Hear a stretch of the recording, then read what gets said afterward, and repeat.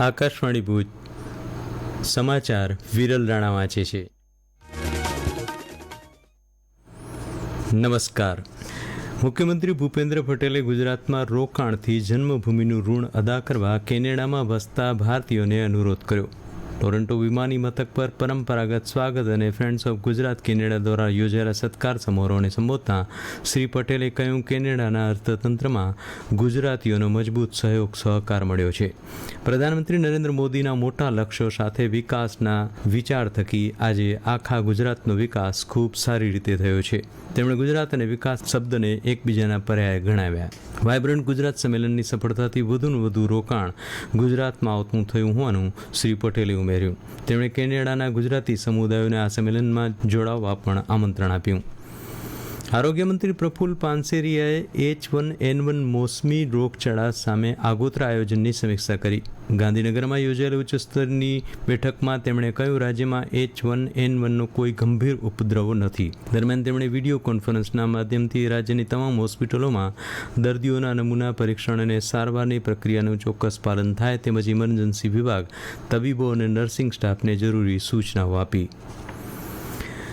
રાષ્ટ્રીય રમત દિવસની પૂર્વ સંધ્યાએ દેશભરના યુવાનોને રમતગમત, નેતૃત્વ અને રાષ્ટ્ર નિર્માણની પ્રક્રિયા સાથે જોડાવાના ઉદ્દેશથી 27 ઓગસ્ટના રોજ દેશવ્યાપી ખેલો ઇન્ડિયા સંવાદ ખેલ કી બાત PM કે સાથ એટલે કે વિકસિત ભારત યુવા કન્ટેન્ટ કાર્યક્રમનું ભવ્ય આયોજન કરવામાં આવ્યું છે. સવારે 10 વાગે યોજાનારા વિશાળ રાષ્ટ્રીય કાર્યક્રમમાં દેશભરના 1600થી વધુ સ્થળોએથી 8 લાખથી વધુ યુવાનો એક સાથે જોડાશે, જેમને પ્રધાનમંત્રી નરેન્દ્ર મોદી વર્ચ્યુઅલી સંબોધિત કરશે.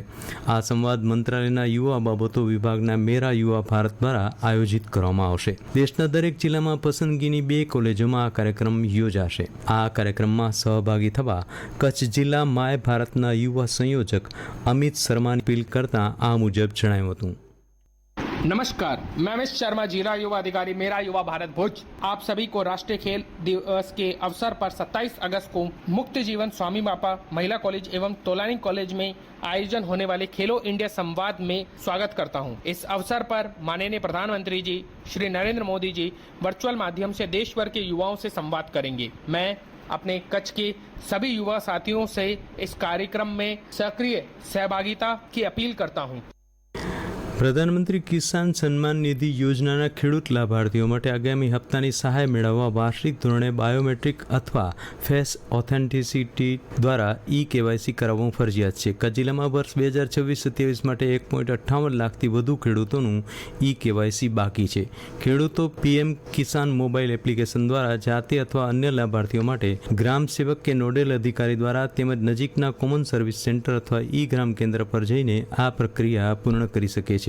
ખેડૂતો સહાયથી વંચિત ન રહે તે માટે સમયસર KYC કરાવવા જિલ્લા ખેતીવાડી કચેરી દ્વારા અપીલ કરાઈ છે.